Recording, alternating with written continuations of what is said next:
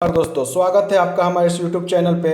तो आज हम सेट 9 की बात करेंगे। 8 सेट हमने ऑलरेडी करा दिया है, तो ये 9वां सेट है जो काफ़ी इंपॉर्टेंट है आपके एग्जाम के लिए। चाहे आप बीपीएससी की प्रिपरेशन कर रहे हो, चाहे आप यूपी पीसीएस का जो फॉर्म है उसका पीटी के प्रिपरेशन कर रहे हो, या रेलवे एसएससी किसी भी सरकारी जॉब की प्रिपरेशन कर रहे हो, ये काफ़ी इंपॉर्टेंट्स है आपके एग्जाम्स के लिए। तो लास्ट तक देखिए वीडियो, और अभी तक हमारे चैनल को नहीं सब्सक्राइब किए तो सब्सक्राइब कर लीजिए, ताकि हम जो भी वीडियो डालें उससे आप अपने एग्जाम में लाभ उठा सकें। लास्ट तक वीडियो देखिए, प्रत्येक क्वेश्चन का हम डिस्क्राइब करते हैं विथ ऑप्शन के साथ। तो चलिए शुरू करते हैं। आज 9वां सेट का जो लिए हैं इसमें 53 क्वेश्चन है, तो 53 क्वेश्चन की व्याख्या हम इसी वीडियो में करेंगे। चलिए पहला क्वेश्चन देखते हैं। पहला क्वेश्चन बोल रहा है, इक्तादारी प्रथा किसने प्रारंभ किया था? तो इक्तादारी प्रथा जो प्रारंभ किया था इल्तुतमिश ने। इल्तुतमिश कौन था? तो इल्तुतमिश जो था कुतुबुद्दीन ऐबक का गुलाम और दामाद था, और इसका काल जो था 1211 से 1236 तक ये दिल्ली सल्तनत पे ये शासन किया। और इसके शासन काल में आपको बता दें, इक्तादारी प्रथा स्टार्ट हुआ, साथ में इसने 40 गुलामों का गुलाम सरदारों का एक गट बनाया, जिसका नाम 40 चिल्हनगानी रखा। और साथ में इसने नोट कर लीजिएगा, ये जो था सबसे पहले शुद्ध अरबी के सिक्के जारी किए, जिसका नाम था चांदी का टका तथा तांबा का जित्तल। और इल्तुतमिश के ही काल में ये किलबरी तुर्क था, और ये इसी के काल में चंगेज खां से बचने के लिए जलालुद्दीन जो है, इसी के काल में चंगेज खां पीछा करते करते जलालुद्दीन को पीछा करते करते इसी के काल में भारत आया था। याद रखिए, क्वेश्चन हमेशा इससे आता है। इल्तुतमिश ने जलालुद्दीन को शरण नहीं दिया, क्योंकि चंगेज खां उस समय बहुत भयंकर, बहुत ही बड़ा शासक था। तो ये काफ़ी इंपॉर्टेंट है। तो इल्तुतमिश के काल में इतना चीज़ हुआ। और इसके बाद बात करते हैं इल्तुतमिश के बाद इसमें और ऑप्शन जो है बलवन। तो पिछले वाले वीडियो में ही बताए थे कि बलवन जो है इल्तुतमिश के द्वारा 40 चिलगानी जो था उसको ख़त्म करके बलवन ख़त्म कर दिया। अब बलवन ने अपने विरोधियों के प्रति रक्त एवं लॉ की नीति अपनाई थी। यह भी बहुत बार एग्जाम में पूछा जाता है। बलवन जो है 1266 ईस्वी में दिल्ली की गद्दी पर बैठा, और इसने क्या किया, फारसी रीति रिवाज से नौरोज उत्सव मनाना स्टार्ट किया, और साथ में सिजदा और पैबोस प्रथा की शुरुआत इसने किया। और इसी एक काल में अमीर खुसरू आए थे, जो दिल्ली सल्तनत के सबसे ज़्यादा सल्तनत काल में रहने वाला यही अमीर खुसरू है। तो ये नोट कर लीजिए, काफ़ी इंपॉर्टेंट्स है आपके एग्जाम के लिए। अच्छा, यहाँ पे इक्तादारी प्रथा की जो क्वेश्चन में बात हो रही है, इक्तादारी प्रथा क्या थी? तो इक्तादारी प्रथा के द्वारा इल्तुतमिश जो था, जो सैनिकों का वेतन नगद नहीं देके क्या करता था, भूमि देता था।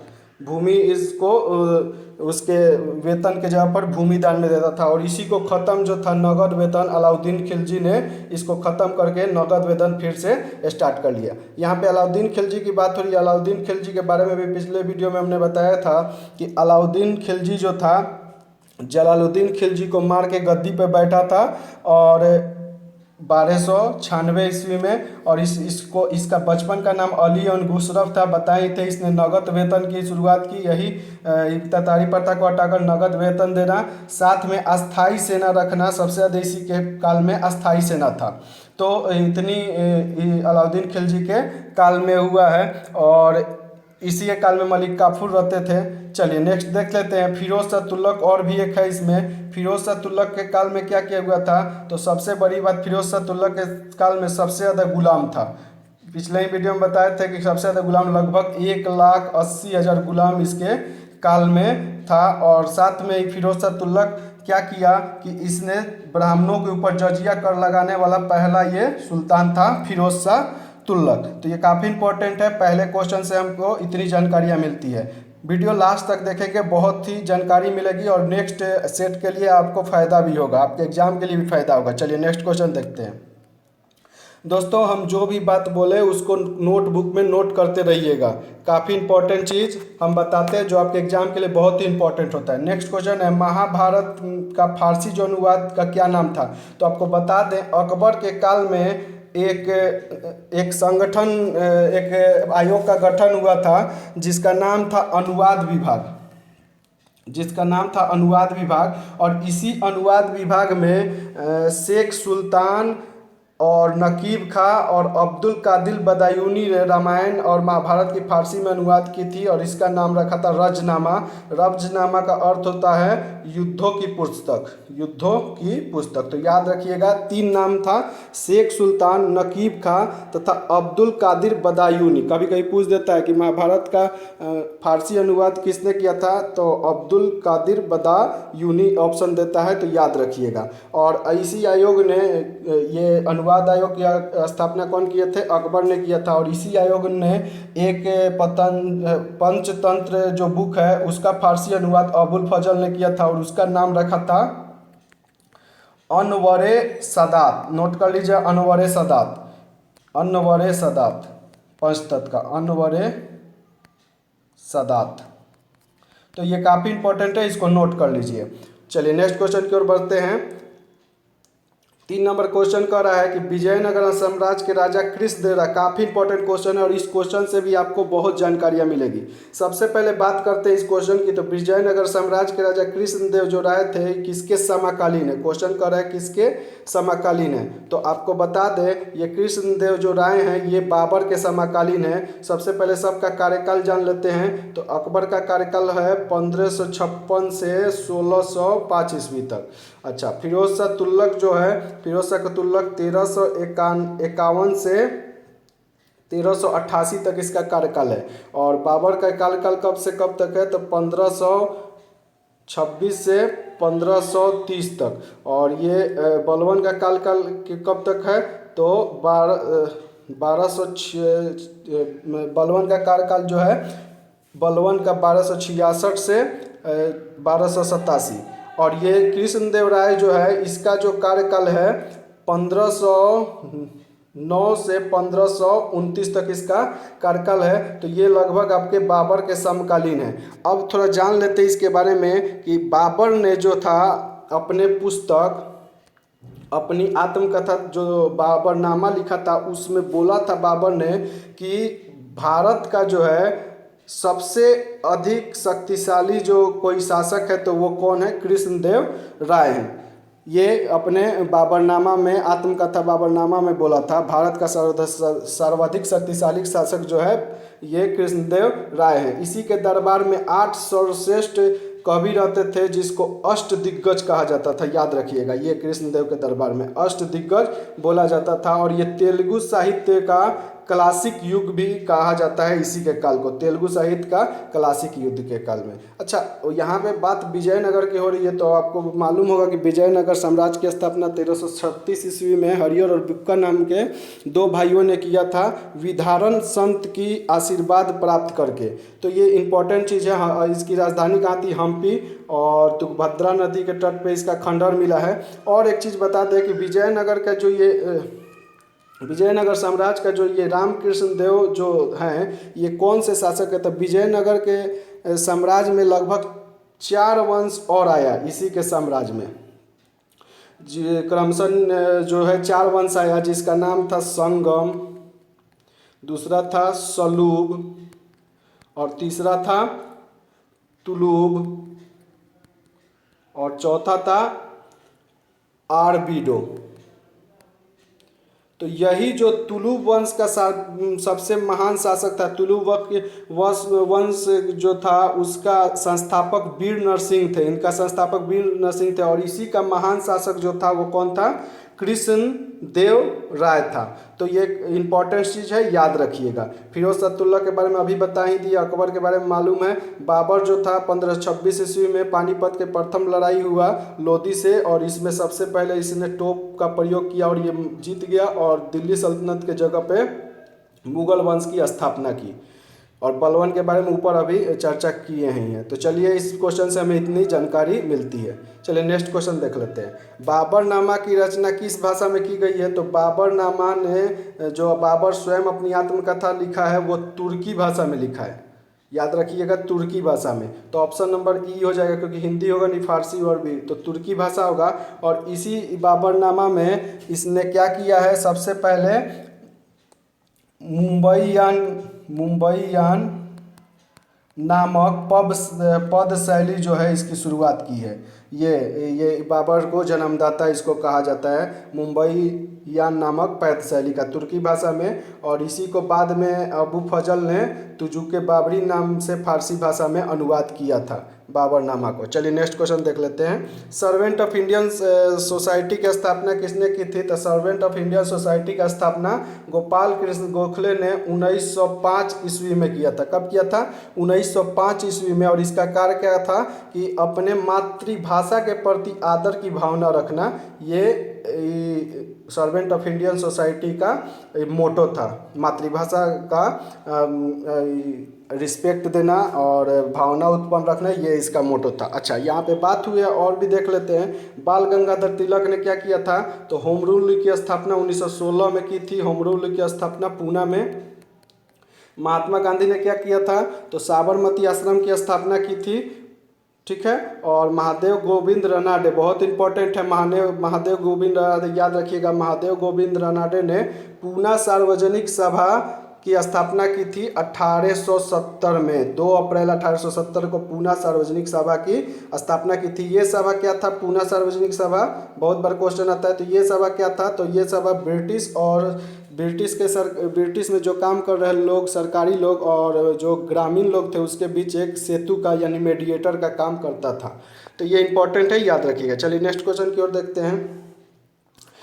कह रहा है नेक्स्ट क्वेश्चन कि ऑस्ट्रेलिया में हरिकेन का एक अन्य नाम क्या है? ऑस्ट्रेलिया में हरिकेन को यानी प्रभजन को क्या नाम से जानते हैं? तो याद रखिएगा, बिल्ली बिल्ली नाम से जानते हैं। देखिए, ये जो हरिकेन है ये अलग अलग जगह पे अलग अलग नाम से जानी जाती है। आपको बता दें कि कर्क रेखा जो शायद 23.5 डिग्री ऊपर उत्तर में है और मकर रेखा 23.5 डिग्री जो दक्षिण में है, इसके बीच जो चक्रवात चलता है उसका नाम है उष्ण। याद रखिएगा, बहुत बार क्वेश्चन पूछता है। उष्ण कटिबंधीय चक्रवात इसका नाम है, इसके बीच में जो चक्रवात चलता है। और इसी को जो ये हमेशा चक्रवात जो है वो गर्म यानी गर्म जगह पर, हमेशा जगहों पर ये चलता है। और इसी को जगह जगह पृथक पृथक नाम बताए गए हैं। जैसे नोट कर लीजिए, कैरेबियन द्वीप में इसका नाम है हरिकेन।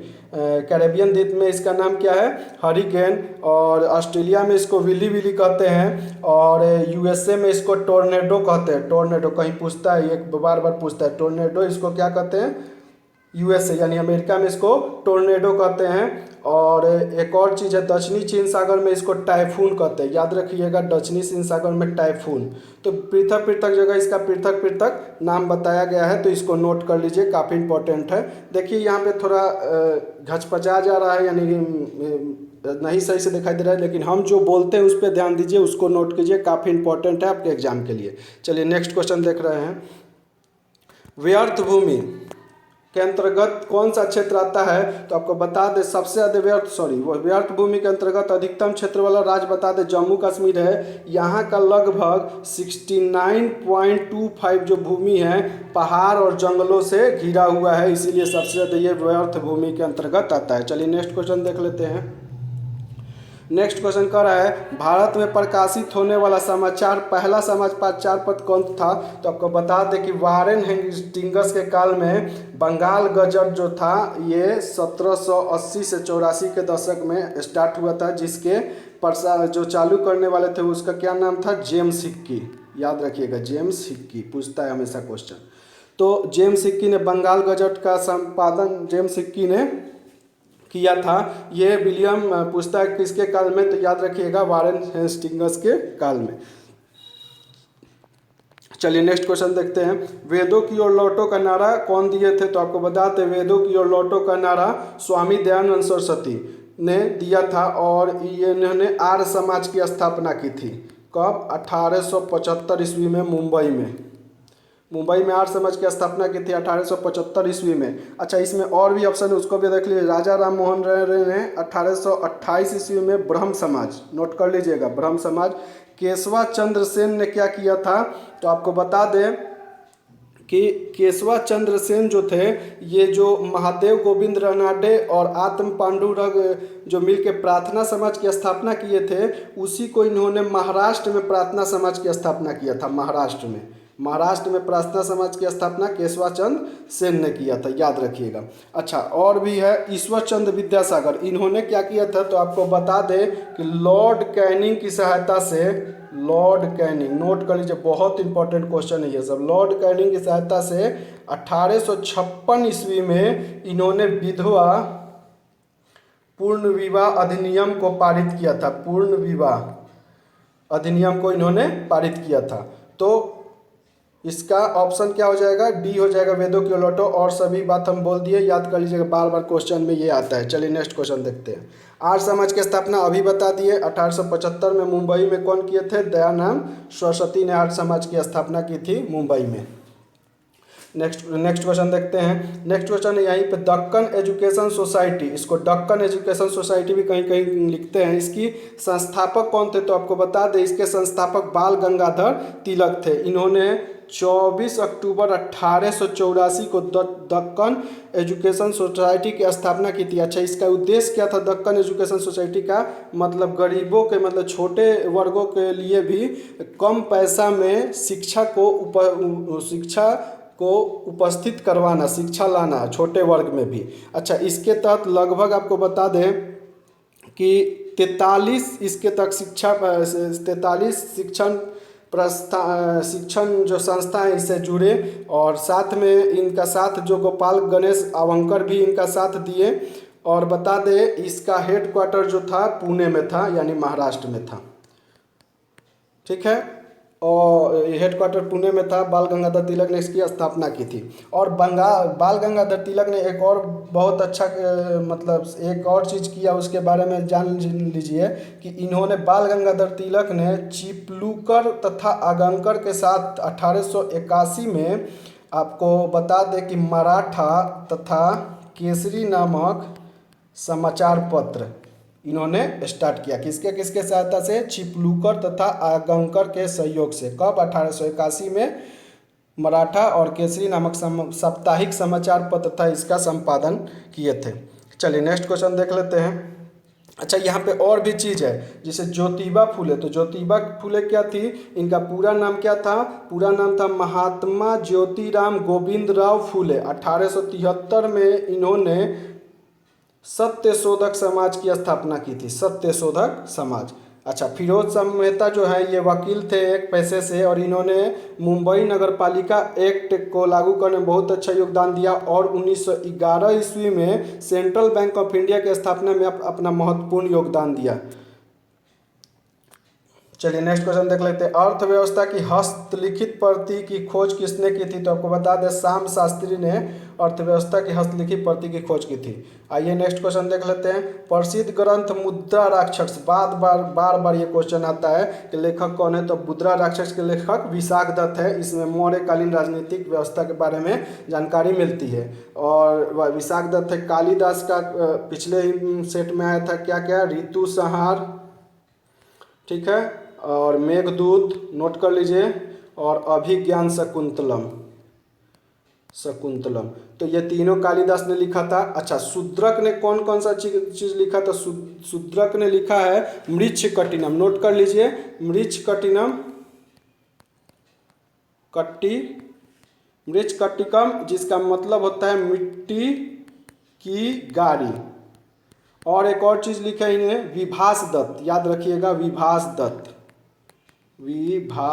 दत्त शूद्रक ने ये लिखा है। तो ये इंपॉर्टेंट चीज़ है, सभी के बारे में जानकारी रखिए, हमेशा एक क्वेश्चन इससे रहता है। चलिए नेक्स्ट क्वेश्चन देखते हैं। प्रथम बौद्ध समिति कहाँ बुलाया गया था, तो चारों बौद्ध समिति के बारे में हम बता दे रहे हैं, नोट कर लीजिए। प्रथम बौद्ध समिति अजातशत्रु के काल में बुलाई गई थी 483 ईस्वी पूर्व में। इसके अध्यक्ष जो थे ये महाकश्यप थे, नोट कर लीजिएगा। कब? 483 ईस्वी पूर्व में अजातशत्रु के काल में, और महाकश्यप इसके अध्यक्ष थे। अच्छा, सेकंड वाले के लिए नोट कर लीजिए। सेकंड जो था वो कालाशोक के काल में बुलाया गया था, कालाशोक 383 ईस्वी पूर्व में, और इसके जो अध्यक्ष थे वो सब कामी थे। नोट कर लीजिए, काफ़ी इंपॉर्टेंट है, अब क्वेश्चन इससे नहीं छूटना चाहिए। चलिए थर्ड वाले को देखते हैं। तो थर्ड वाला जो बौद्ध समिति है वो अशोक के काल में पाटलिपुत्र में बुलाया गया था, पाटलिपुत्र। सेकंड वाला कहाँ बुलाया गया था? वैशाली में। फर्स्ट वाला राजगीर में। ठीक है, ये पाटलिपुत्र में बुलाया गया था। इसका लिख लीजिए, अध्यक्ष थे मोगलीपुत्रम तिस्म। और चौथी बौद्ध और आखिरी बौद्ध समिति जो है कनिष्क के काल में कुंदन वन, जो कश्मीर में पड़ता है, कनिष्क के काल में कुंदन वन में बुलाया गया था। प्रथम शताब्दी में यानी प्रथम शताब्दी ईसावी में इसको बुलाया गया था। और इसके जो अध्यक्ष थे वसुमित्र थे। कहीं कहीं इसको अश्वघोष भी दिया रहता है। अच्छा, चौथी बार इसमें एक और इम्पोर्टेंट काम हुआ है कि इसमें महायान और हीनयान में बट गया है, और कनिष्क जो है महायान के अनुयायी थे। तो ये काफ़ी इंपॉर्टेंट है, चारों नोट कर लीजिए अपने नोटबुक में, हमेशा एक क्वेश्चन रहता है। चलिए नेक्स्ट क्वेश्चन देखते हैं। नेक्स्ट में महात्मा बुद्ध ने अपना पहला उपदेश कहाँ दिया था? तो आपको बता दें, महात्मा बुद्ध ने अपना पहला उपदेश जो है सारनाथ में दिया था। अच्छा, लुम्बिनी कपिलवस्तु के निकट उनका जन्म हुआ था।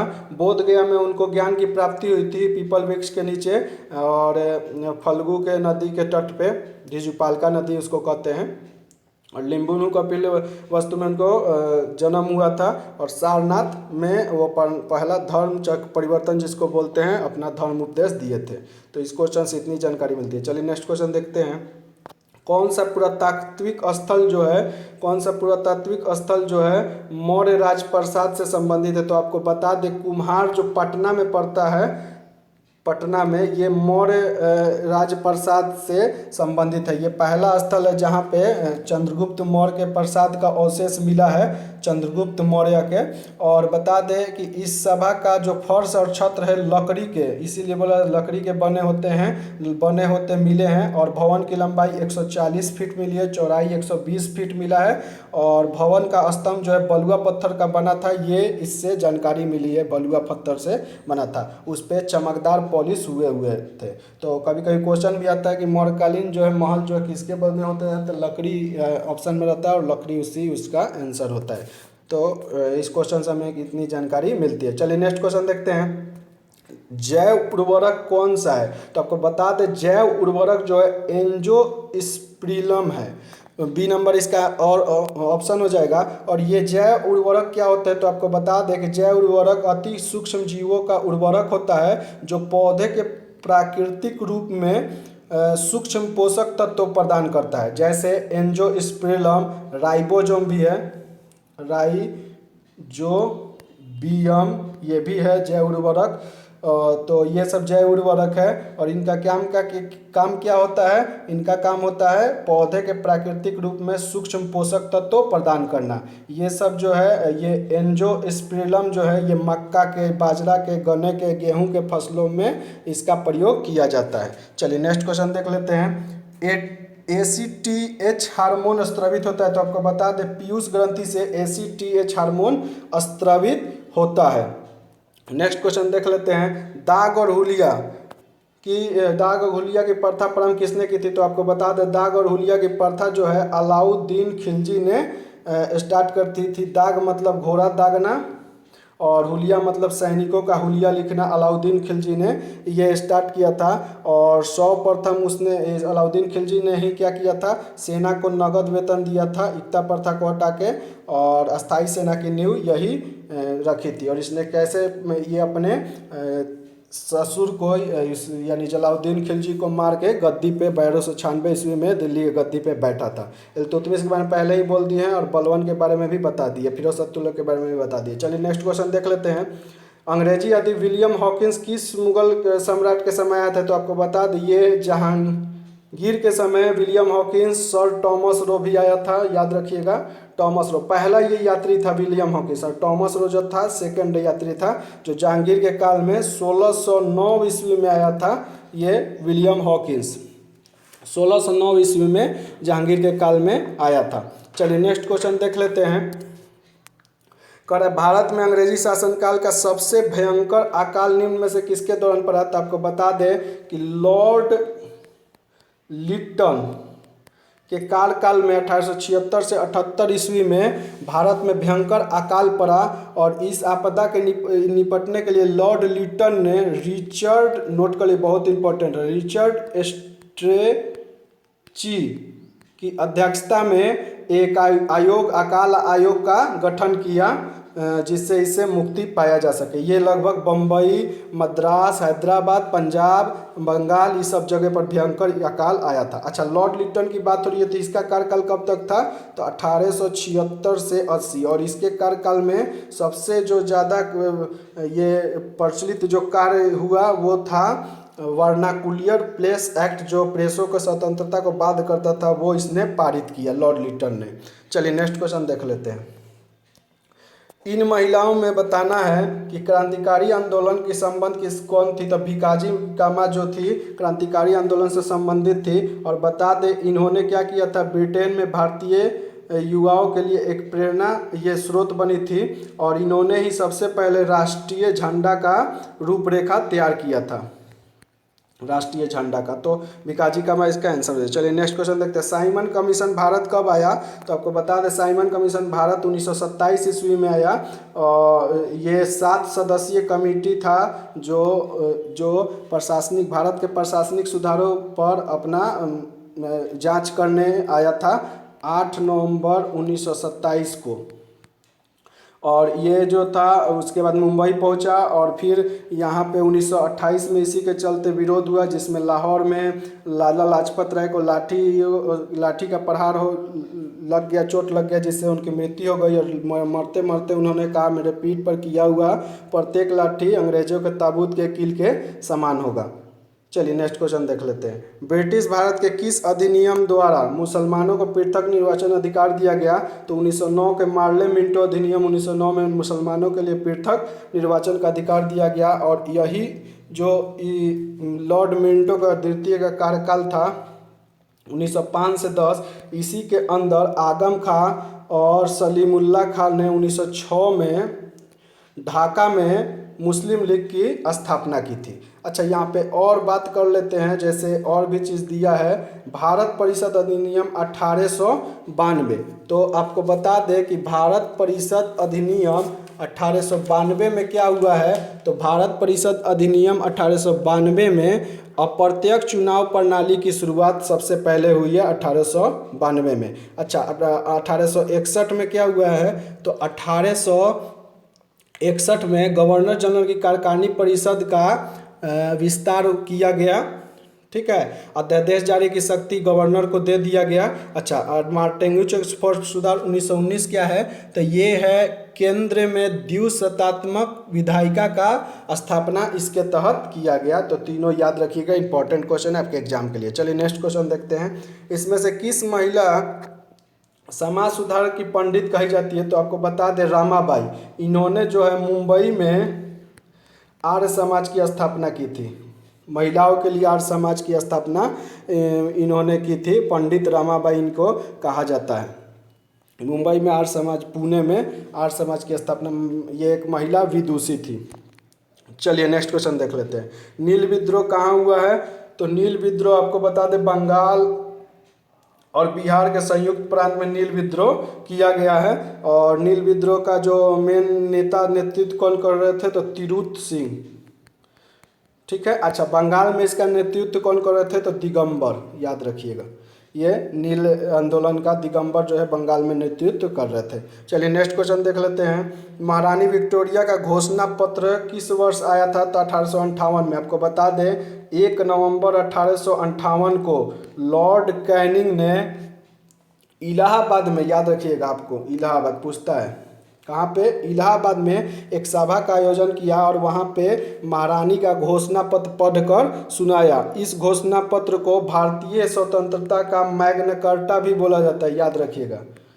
इसी घोषणा पत्र को जो इलाहाबाद में सुनाया था, स्वतंत्रता का मैग्ना कार्टा, याद रखिएगा, इंपॉर्टेंट क्वेश्चन है।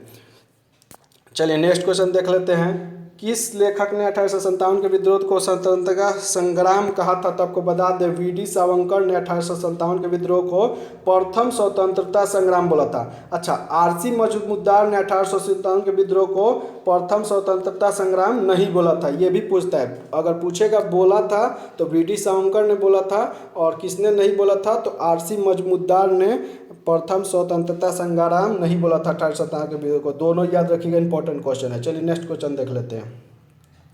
नेक्स्ट क्वेश्चन है 1904 में स्थापित अभिनव भारत था क्या? तो अभिनव भारत जो था 1904 में स्थापित एक क्रांतिकारी संगठन था, और इसी क्रांतिकारी, ये बंगाल में अभिनव भारत के बंगाल में नहीं, ये महाराष्ट्र में इस अभिनव भारत की स्थापना विनायक दामोदर वीडी सावरकर ने किया था। विनायक दामोदर सावरकर, नोट कर लीजिएगा। और अभिनव भारत की स्थापना की थी, और ये एक क्या था? क्रांतिकारी गठन था। और इसी का एक सदस्य, बहुत इंपॉर्टेंट है, नाम याद रखिएगा, P.N. वापट, इसी का एक सदस्य था। इसको बम बनाने के लिए पेरिस भेज दिया गया था। विनायक दामोदर वीडी सावरकर ने इसको बम बनाने के विधि सीखने के लिए पेरिस भेजे गए थे। क्या नाम था? P.N. वापट। ठीक है, नेक्स्ट क्वेश्चन की ओर बढ़ते हैं। इतिहास अतीत का वर्तमान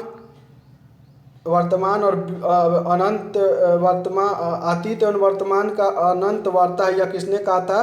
तो ये बोले थे E.H. कार ने, कि इतिहास वर्तमान के बीच अनंत वार्ता है। इतिहास जो है अतीत और वर्तमान के बीच अनंत वार्ता। अच्छा, यहाँ पे और भी चीज़ है। स्मिथ को क्या बोला जाता है? Father of economy, father of economy. अच्छा, यहाँ पे देखिए कार्ल मार्क्स, इसने क्या लिखा था?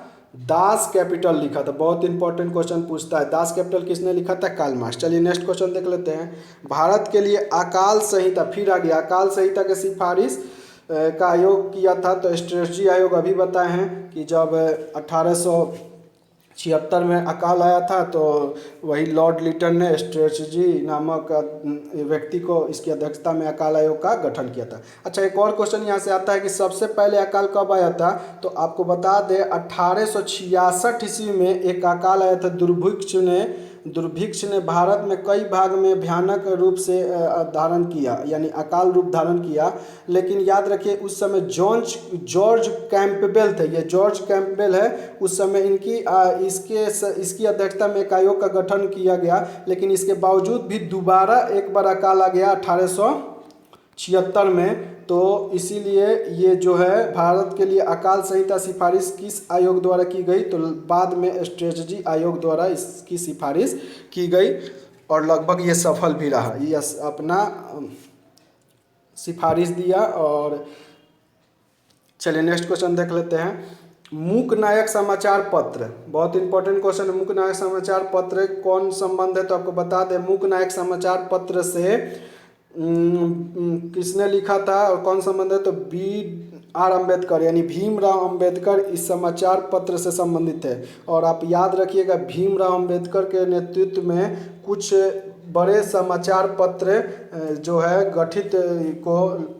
बड़े समाचार पत्र को विमोचन किया गया, जो कि दलित समाज तथा जो नीचे वर्ग के लोग हैं उसको उत्थान के लिए उठाने के लिए किया गया, जिसमें मूक नायक है। मूक नायक जो था ये मराठी पत्र था, और इसको पांडुराम नंदराम जो था मराठा से इसको प्रकाशित करते थे। और जो थे पांडुराम नंदराम जो एक महार जाति के थे। अच्छा, ये B.R. अम्बेडकर ने एक और समाचार पत्र चलाया जिसका नाम था बहिष्कृत। बहुत बार पूछा जाता है बहिष्कृत भारत, बहिष्कृत भारत।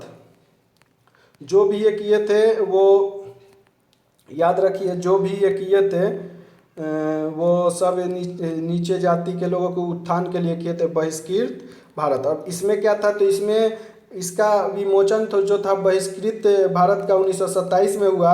और इसमें इसी के एक संपाद में बोले हैं ये B.R. अम्बेडकर कि अगर बाल गंगाधर तिलक अछूतों के बीच पैदा लेते तो उनका नारा स्वराज मेरा जन्मसिद्ध अधिकार नहीं होता, उनका नारा यह होता कि स्वराज मेरा जन्मसिद्ध अधिकार के जगह बल्कि वह यह कहते हैं कि छुआछूत का उन्मूलन मेरा जन्मसिद्ध अधिकार है। ये इसमें बहिष्कृत भारत के एक संपाद में बोले हैं बी आर अम्बेडकर। और भी समता, जनता, प्रभुत्व भारत, ये सब बी आर अम्बेडकर ने लॉन्च किया है। चलिए नेक्स्ट क्वेश्चन देख लेते हैं। इसमें से कौन बोल रहा है भारतीय असंतोष का जनक कहा गया है? तो आपको बता दें वैलेंटाइन सिरोल ने बाल गंगाधर तिलक को भारतीय असंतोष का जनक बोला है। वैलेंटाइन सिरोल जो एक ब्रिटिश पत्रकार और लेखक थे, इन्होंने 1902 ईस्वी में भारत आया और ये तिलक को भारतीय असंतोष का जनक कहा है। चलिए नेक्स्ट क्वेश्चन देखते हैं। कर रहा है नेक्स्ट क्वेश्चन कि इसमें से किस व्यक्ति को गांधी जी अपना राजनीतिक गुरु, तो अभी बताएं गोपाल कृष्ण गोखले को गांधी जी अपना राजनीतिक गुरु मानते थे। अच्छा, दादा भाई नौरोजी ने सबसे पहले स्वराज का मांग 1906 में की। इन्होंने ही the property upon British rule in India, grand old man India भी दादा भाई नौरोजी को बोला जाता है। बाल गंगाधर तिलक क्या नारा दिए थे? स्वराज मेरा जन्मसिद्ध अधिकार, हम इसे लेके रहेंगे। इन्होंने होम रूल की स्थापना की, केसरी और मराठा का संपादन किया, साप्ताहिक समाचार पत्र का।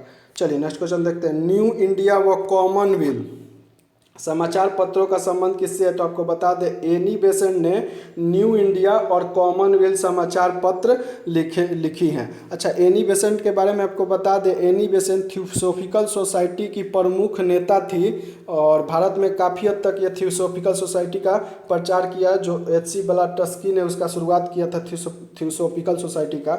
और इन्होंने होम रूल की स्थापना मद्रास में 1916 ईस्वी में इन्होंने भी होम रूल की स्थापना की, जो दलितों के उत्थान से संबंधित है। और यहाँ पे है और भी है महात्मा गांधी ने क्या क्या लिखा है? तो महात्मा गांधी का लेख जो है माय एक्सपेरिमेंट विथ ट्रूथ है। साथ में ही हरिजन नाम के पत्रिका इन्होंने ही निकाला था। साथ में हिंद स्वराज नामक पत्रिका ये निकाले थे महात्मा गांधी। और यंग इंडिया भी इन्हीं के रूप में लिखा गया था। तो ये महात्मा गांधी से इतना हमको मिलता है नॉलेज। चलिए नेक्स्ट क्वेश्चन देखते हैं।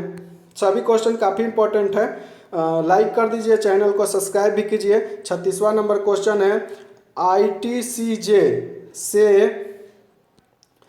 अभिप्राय क्या है? तो आपको बता दें ITCJ अंत उष्ण कटिबंधीय अभिसरण क्षेत्र को कहते हैं ITCJ। इसको बता दें कि ये अंत उष्ण कटिबंधीय अभिसरण क्षेत्र, इसको इंग्लिश में इंट्रोपिकल कॉन्वर्जेंस जोन कहा जाता है। चलिए नेक्स्ट क्वेश्चन देख लेते हैं। राणा प्रताप सागर किस नदी पे है? तो राणा प्रताप सागर आपको बता दें चंबल नदी पे, इनमें से कोई भी नहीं होगा। राणा प्रताप सागर चंबल नदी पे ही इसका आंसर हो जाएगा। और आपको बता दें कि यही राणा प्रताप सागर पे रावत भाटा नाम का परमाणु विद्युत गृह की स्थापना 1973 ईस्वी में की गई थी राजस्थान में। याद रखिएगा, राजस्थान के कोटा के निकट। चलिए नेक्स्ट क्वेश्चन देख लेते हैं। अमरकंटक उद्गम स्थल है, तो अमरकंटक की जो पहाड़ियाँ है जो कहाँ पड़ती है? MP यानी मध्य प्रदेश में ये पड़ती है। यहाँ से सोन नदी निकलती है, नर्मदा महानदी, यही इसका आंसर हो जाएगा। क्योंकि सोन नदी जो है अमरकंटक के सोसा कुंड नामक स्थान से निकलती है। याद रखिएगा, सोसा कुंड नामक स्थान से ये निकलती है। और जो नर्मदा नदी है अमरकंटक के मैकाल पठार में बहने के बाद पश्चिम की ओर ये मुड़ जाती है। और महानदी मध्य प्रदेश के रायपुर जिला से निकलकर अमरकंटक के पहाड़ी में चली जाती है, यानी ये इसका आंसर सही हो जाएगा। चलिए नेक्स्ट क्वेश्चन देखते हैं। निम्नलिखित में से जोड़ा को मिलान करना है, अब बताना है कौन सही है कौन गलत है।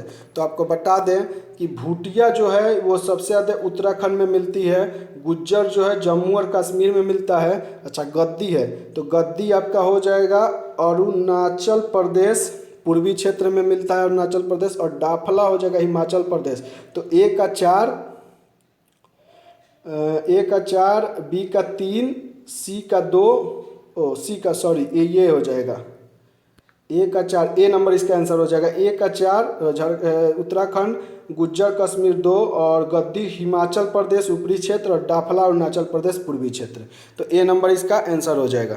चलिए नेक्स्ट क्वेश्चन देखते हैं। साल के वनों का सर्वाधिक भंडार कहाँ पाया जाता है? तो दूध घाटी में साल के वनों का सर्वाधिक भंडार पाया जाता है। चलिए नेक्स्ट क्वेश्चन देखते हैं। तेलंगाना राज्य निम्नलिखित में से किस राज्यों से घिरा हुआ है? तो तेलंगाना राज्य 5 राज्यों से घिरा हुआ है। ये आंध्र प्रदेश से हटकर 2014 को ये अलग राज्य की गठन हुई थी, आंध्र प्रदेश से हटकर। इसकी राजधानी हैदराबाद है। 5 राज्य में कौन कौन आते हैं? तो 5 राज्य में आ जाएगा आपका महाराष्ट्र, कर्नाटक, आंध्र प्रदेश, उड़ीसा और छत्तीसगढ़। तो आंसर नंबर क्या हो जाएगा? सी हो जाएगा। नेक्स्ट क्वेश्चन देखते हैं। मुख्य सीमा जोड़ MBT अलग करता है। तो मुख्य सीमा जो अलग करता है, शिवालिक एवं लघु हिमालय को एक दूसरे से अलग करता है। और ये बोला जाता है कोनोजोइक युग से संबंधित है। ये याद रखिए, कोनोजोइक, नोट कर लीजिए। चलिए नेक्स्ट क्वेश्चन देखते हैं। फूलों की घाटी जो उत्तराखंड में है, उत्तराखंड में कहाँ स्थित है? तो गढ़वाल हिमालय में। जो कहाँ पे है? उत्तराखंड, गढ़वाल हिमालय से संबंधित है। और ये बता दें, फूलों की घाटी एक राष्ट्रीय उद्यान भी है, राष्ट्रीय पार्क भी है, जो उत्तराखंड में पड़ता है।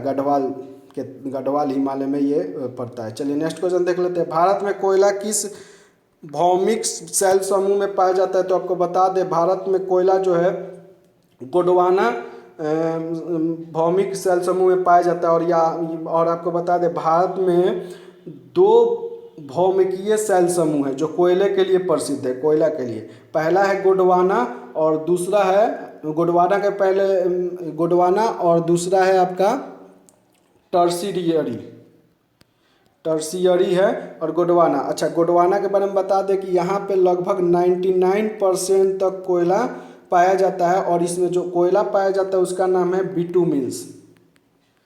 याद रखिएगा, इंपॉर्टेंट क्वेश्चन है आपके एग्जाम के लिए। बिटुमिन्स नामक कोयला सबसे ज़्यादा पाया जाता है। इसका प्रमुख क्षेत्र है झारखंड, पश्चिम बंगाल, छत्तीसगढ़, मध्य प्रदेश और कहीं कहीं उत्तर प्रदेश में भी ये पाया जाता है। चलिए नेक्स्ट क्वेश्चन देखते हैं। रोहतांग दर्रा, काफ़ी इंपॉर्टेंट क्वेश्चन है। रोहतांग दर्रा कहाँ पे है? तो आपको बता दें, हिमाचल प्रदेश में पड़ता है।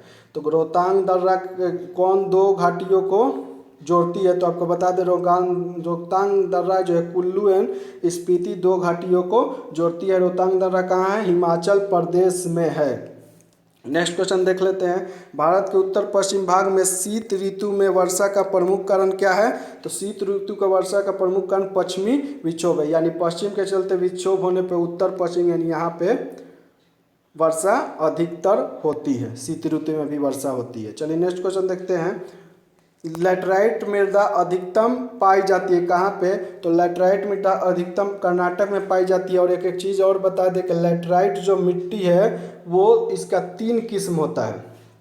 पहला नोट कर लीजिए, लाल लैटराइट होता है जिसमें पोटास की बहालता, अयस्क और पोटास जो है, लौह अयस्क और पोटास की बहुलता होती है। दूसरा जो होता है सफ़ेद लैटराइट होता है और इसमें जो है केओलिन के कारण यह मिट्टी सफ़ेद रंग का होता है। ये नोट कर लीजिएगा, बहुत इंपॉर्टेंट है। और तीसरा जो है भूमिगत जलवायु लेटराइट। और यही जो भूमिगत जलवायु लेटराइट है, इसी में सबसे अधिक कॉफ़ी और चाय की खेती होती है और ये खेती के लिए सबसे उपयुक्त मिट्टी है। बाकी जो लाल और वो सफ़ेद है वो खेती के लिए उपयुक्त नहीं है। तो 3 प्रकार की लेटराइट मिट्टी होती है। सबसे ज़्यादा इसका भाग कर्नाटक में पाया जाता है। चलिए नेक्स्ट क्वेश्चन देखते हैं। मिलान करना है और बताना है कौन सही है कौन गलत है। तो भाखड़ा नागल बांध सतलज नदी सही है। सरदार सरोवर बांध नर्मदा नदी सही है। हीराकुंड बांध महानदी सही है। नागार्जुन सागर बांध गलत है क्योंकि नागार्जुन सागर बांध कृष्णा नदी पे है। नागार्जुन सागर बांध कहाँ है? कृष्णा नदी पे। और ये लगभग आंध्र प्रदेश तेलंगाना के क्षेत्र में इससे लाभांतरित होने वाले राज्य है। अच्छा, हीराकुंड बांध जो है ये कहाँ पड़ता है? महानदी, ये उड़ीसा में पड़ता है। अच्छा, सरदार सरोवर नर्मदा नदी गुजरात में और भाखड़ा पंजाब में। तो ये याद रखिएगा, इंपॉर्टेंट क्वेश्चन है। नेक्स्ट क्वेश्चन है, रेक्सेनो किसकी पत्नी थी? तो बता दें, रेक्सेनो जो थी वो मेगास्थनीज की पत्नी थी। और मेगास्थनीज जो था वो एक मिनट सॉरी, जो 49 नंबर क्वेश्चन है, रेक्सेनो जो है मेगास्थनीज की पत्नी था। अच्छा, रेक्सेनो जो था मेगास्थनीज की पत्नी थी और मेगास्थनीज जो था सेल्यूकस लिकेटर। मेगास्थनीज जो क्या था? इंडिका बुक लिखा था और ये चंद्रगुप्त मौर्य के दरबार में मेगास्थनीज आया था।